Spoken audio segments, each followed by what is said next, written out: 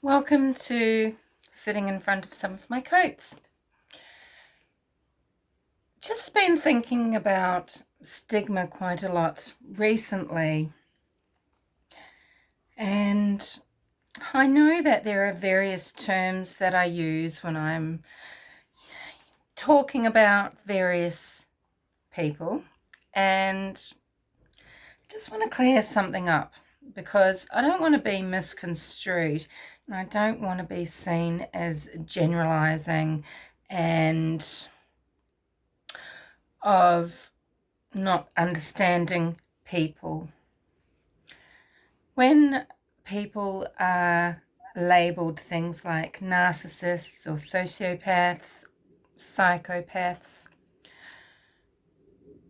what tends to happen is these terms are used mostly in derogatory ways, whereby they are associating that person with evilness, violence, criminality, danger,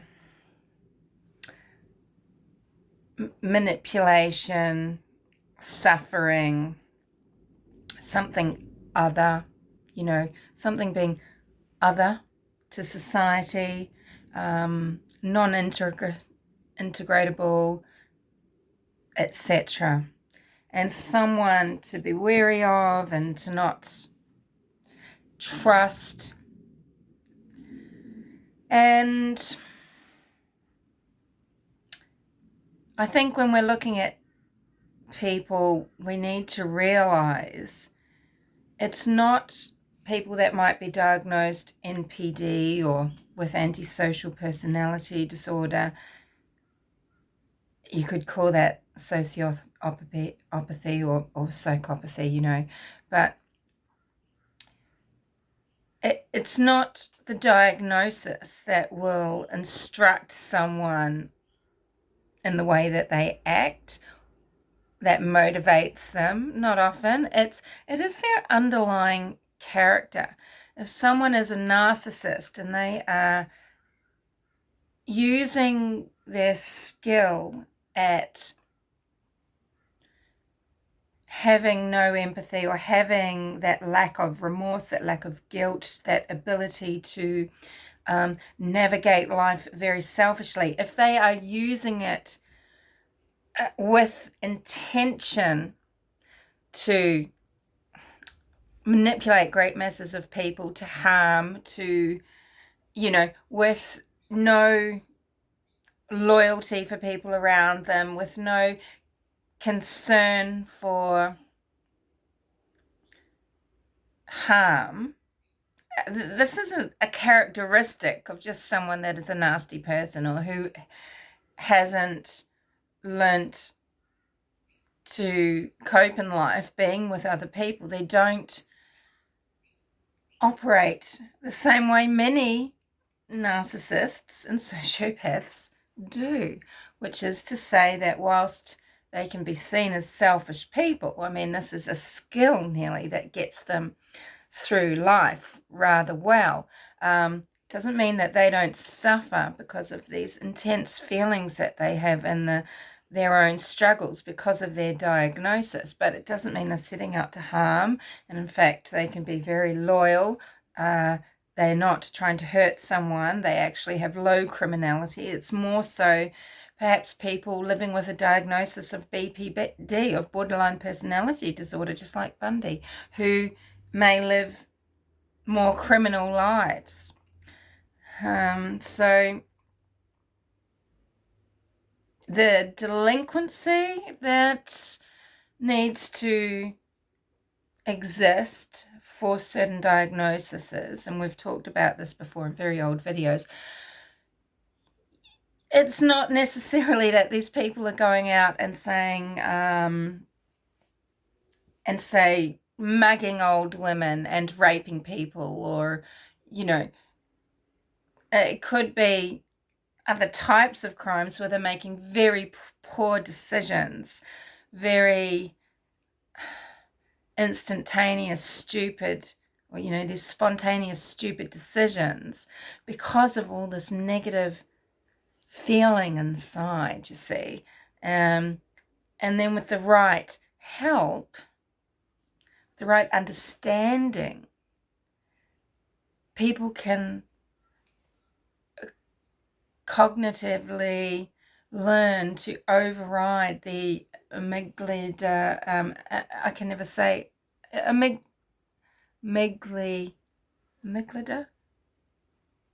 deficits or differences that exist in their human body.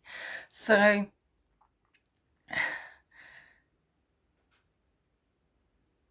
you know, I might think someone has dark triad traits. Now that's a real doozy, right?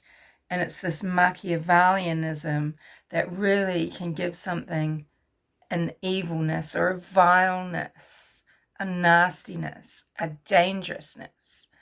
And it's not narcissism itself.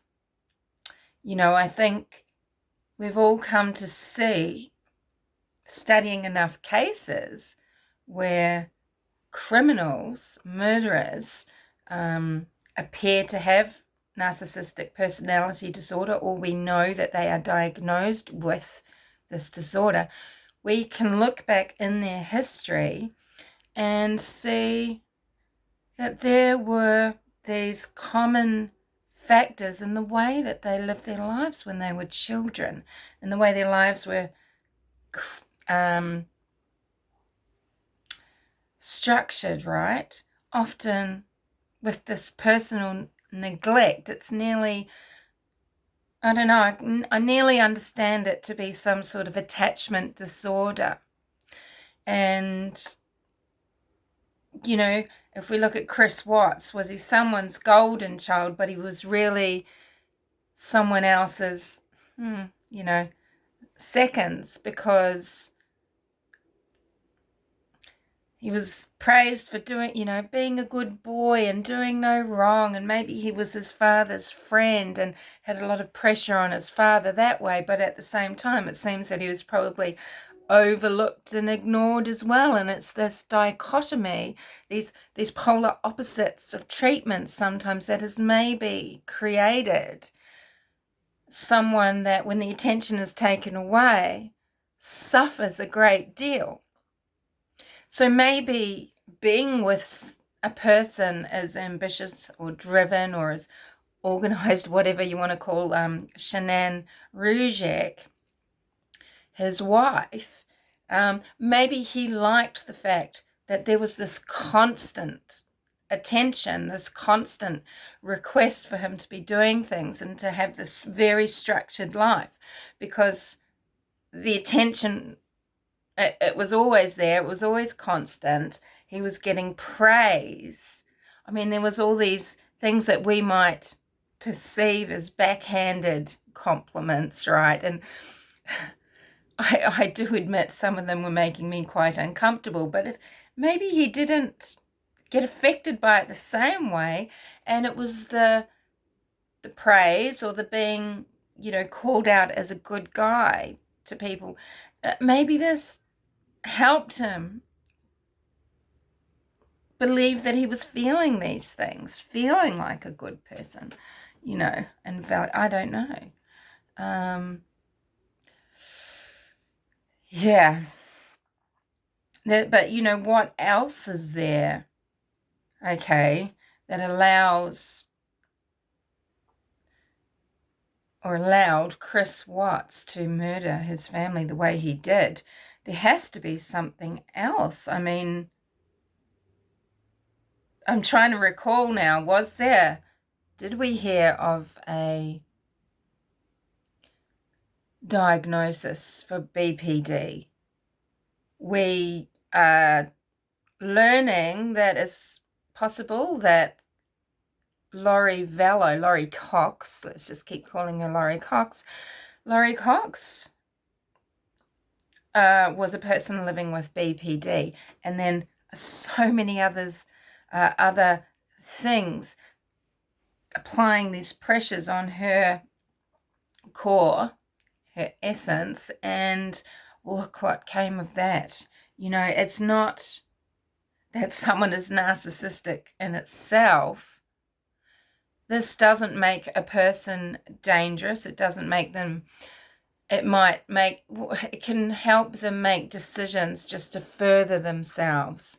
Now, it might mean that they can be calculating, but it doesn't mean that they want to hurt their loved ones. Doesn't mean that they're not loyal or able to feel deeply for somebody, right? So I just wanted to discuss that a little bit, because I know I am someone that will use these terms. I'm not trying to use them just because they're easy slings. It's easy to, to throw it as a derogatory term toward them. I mean, I say it because I think I clearly see certain traits.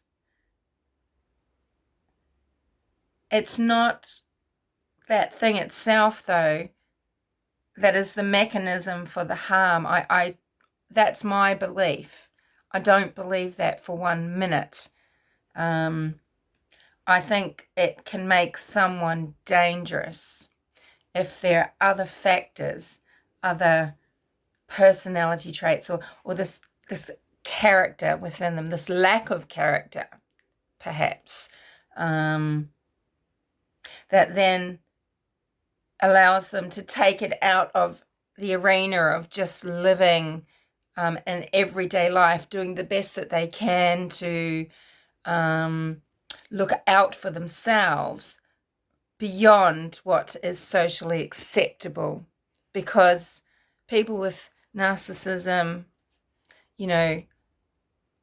antisocial personality disorder, they can clearly understand what is socially acceptable, what is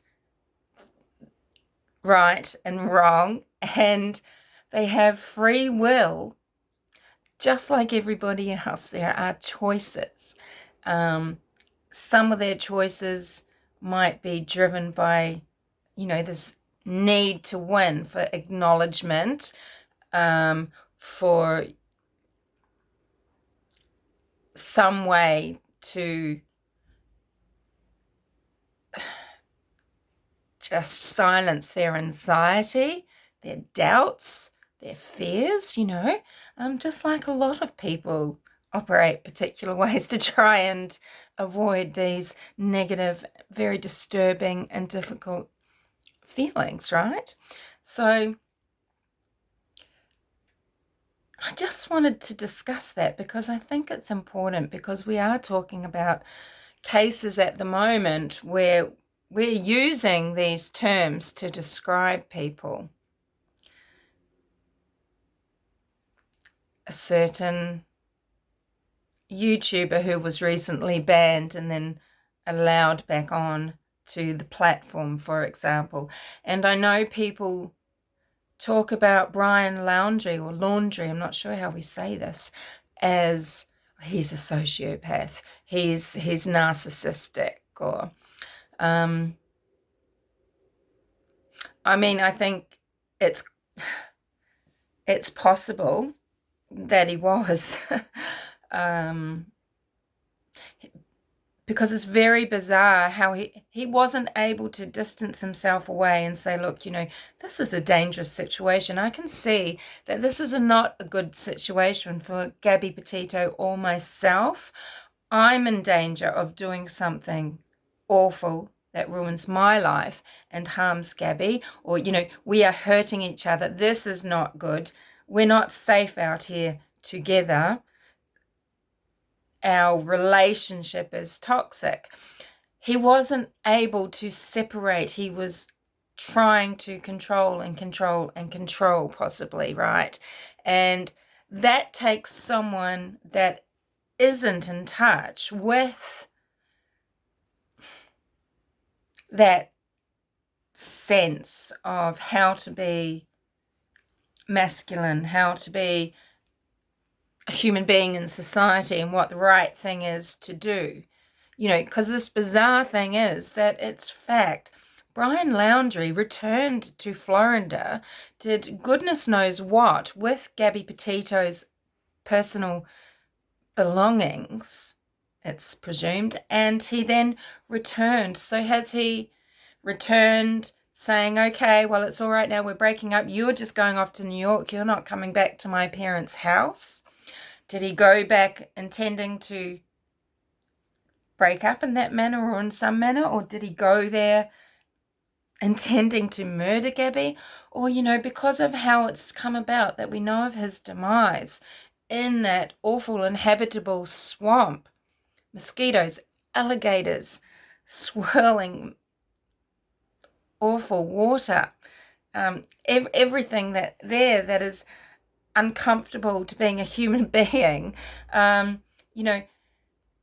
did something happen, a rage event, and he hasn't felt that high that I can only imagine Chris Watts felt when he's driving down the road playing battery, right? He's come home. Has he come home in just utter despair? He's not realized what he's done. Was he just such a jerk face that he's thinking that he's somehow going to get away with it because Gabby will be discovered? It will be assumed that some maniac on the loose killed her. Here's an idea. He learned that possibly that 2 women were missing in Moab. Did this give him the idea that women can go missing in Moab? He left before Kylen and Crystal were discovered, but when he was back in Florida, he would have known they were found. But was that planting seeds? Because was he unable to accept that he had to move forward in life a failure? Is it easier that Gabby was just missing or had been murdered by someone, and this is part of his story that he can move on from now? He's not rejected. He didn't fail at this love and this adult life. And he couldn't see a dignified way out. This is so deranged, isn't it? But this is where,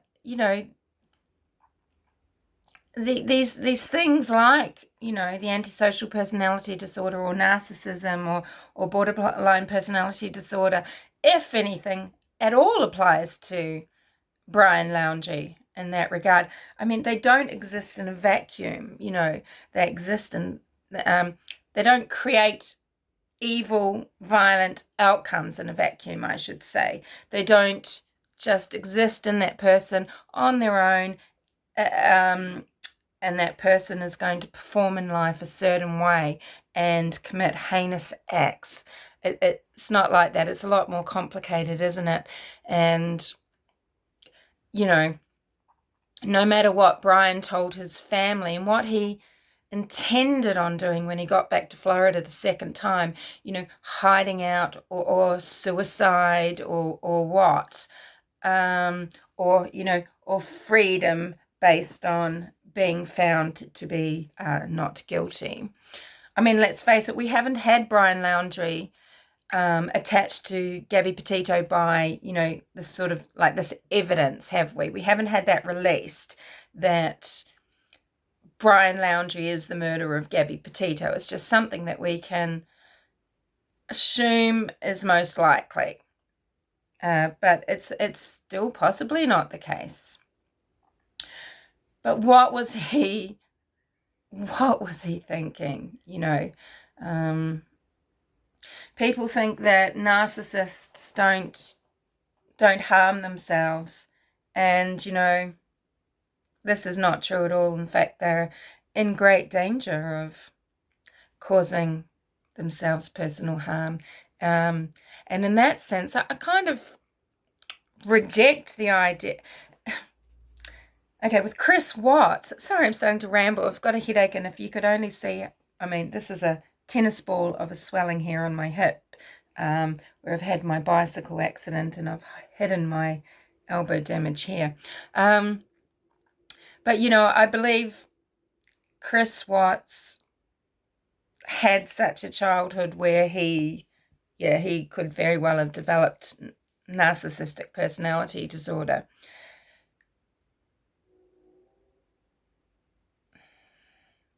But I don't know if he is a narcissist. I do think narcissists are at risk of self-harm. I really do. And I think it's other character deficits or flaws or whatever, and other complicated things, or other factors in life that make people with those diagnoses capable of evil.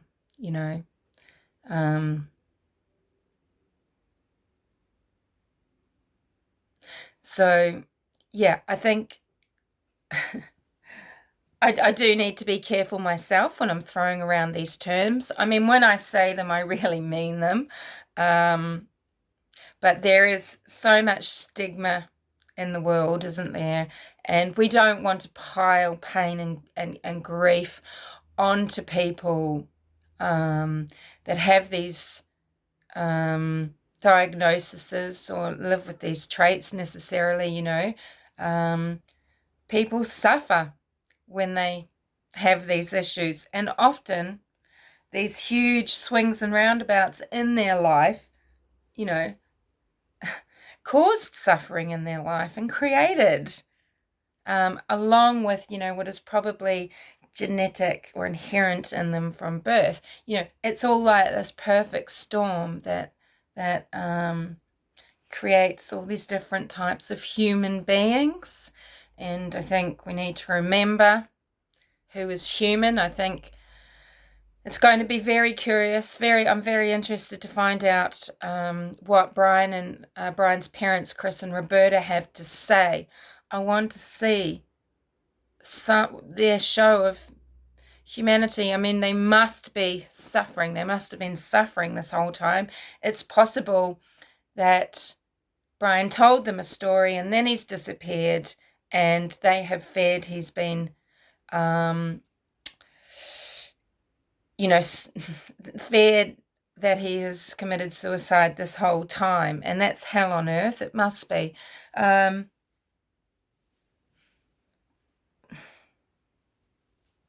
But as I've just said recently, it's the way that they have dissed, really, Gabby Petito's families, the parents and their new partner, and their partners, the 4 parents. That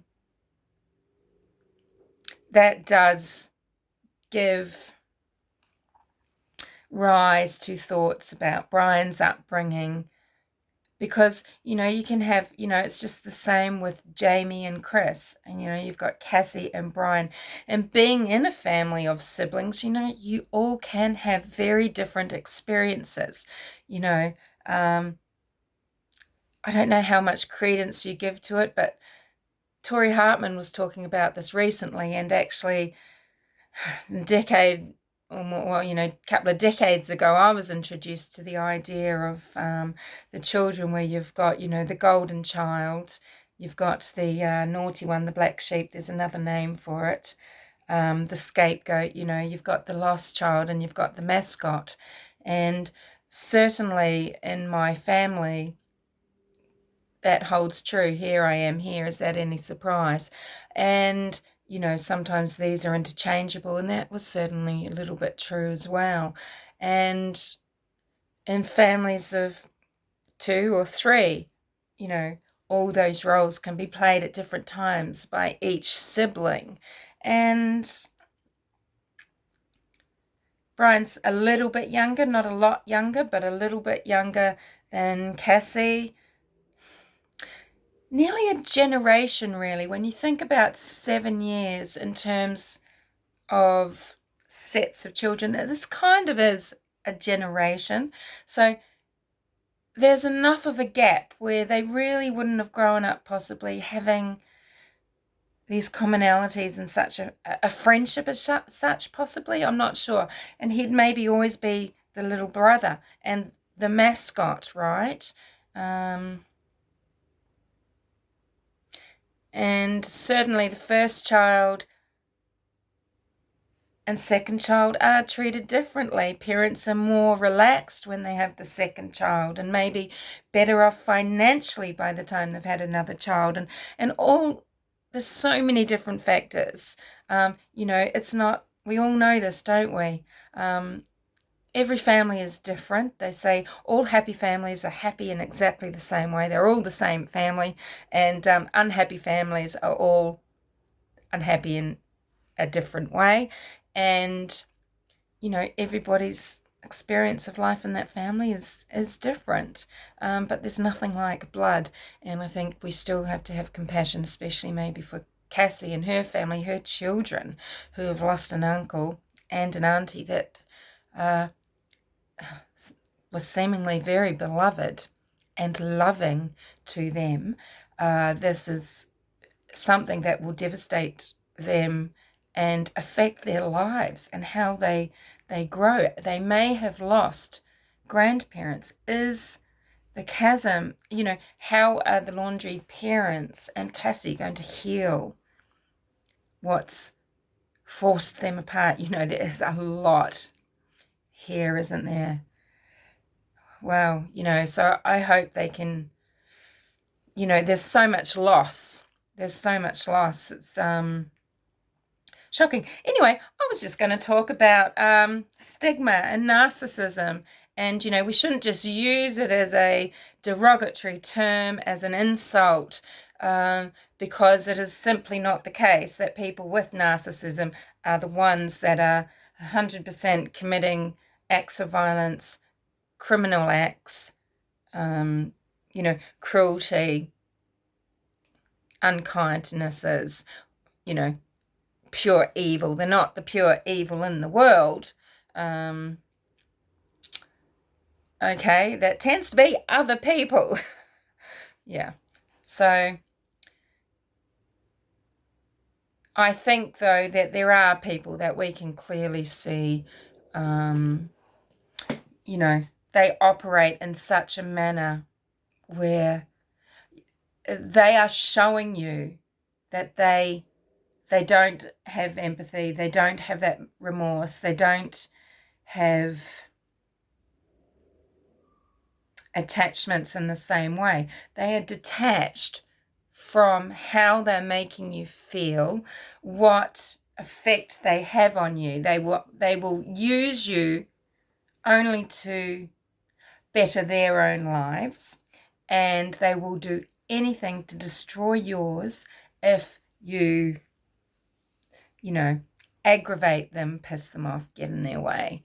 And I think sometimes that is so clearly on display that certain terms can be used, but they shouldn't be associated generally with people living with these diagnoses. So that's just my thoughts on it, because I think we overlook this sometimes. Even someone as lovely as Zoe from Live Abuse Free, she started her channel so that she could talk about some of the damage that narcissists can do to people and their lives, and how it can affect people. And then, she started talking about true crime and Chris Watts' case, for example. And just in some of the way that she could talk about, and the narcissist thinks this and does that, and they don't think this. And it seems very all-encompassing. It seems very umbrella, very...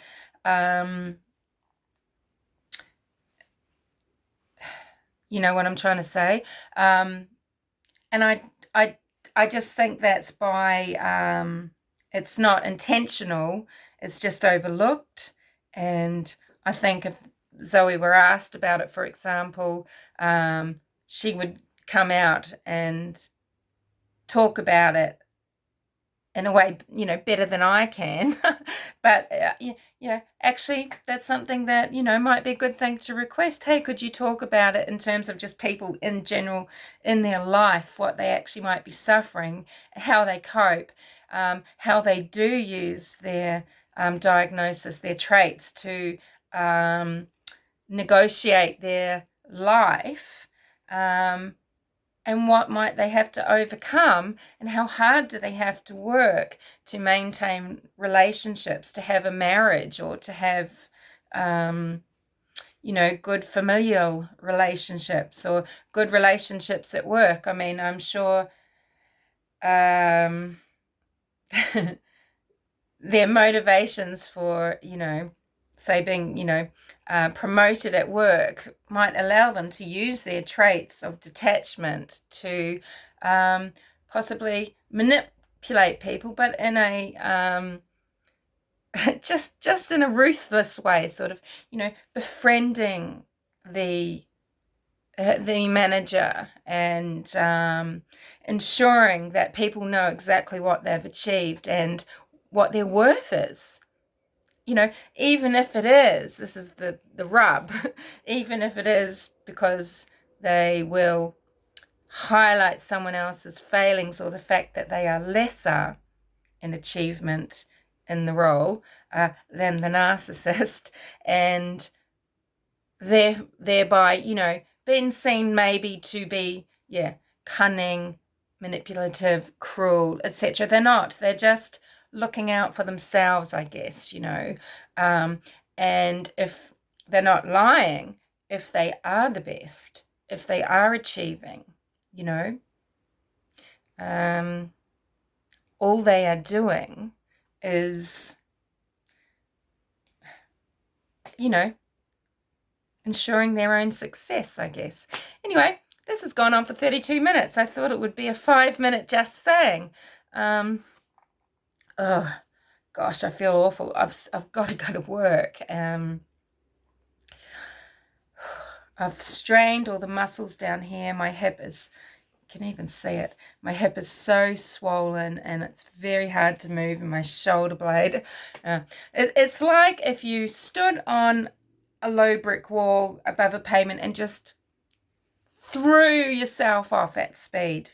Just ran and jumped and landed on the pavement. That's literally what happened, because I was cycling on my bicycle. I wasn't sitting on the seat and have it sort of fall over, which is kind of lucky, because you don't want to be falling onto these sharp metal bits, or have any, your leg, your calf muscle or bone, hit with the pedal driver or anything like that, the crank or whatever it's called. So I kind of catapulted, because I was standing and cycling, catapulted over my bicycle handlebar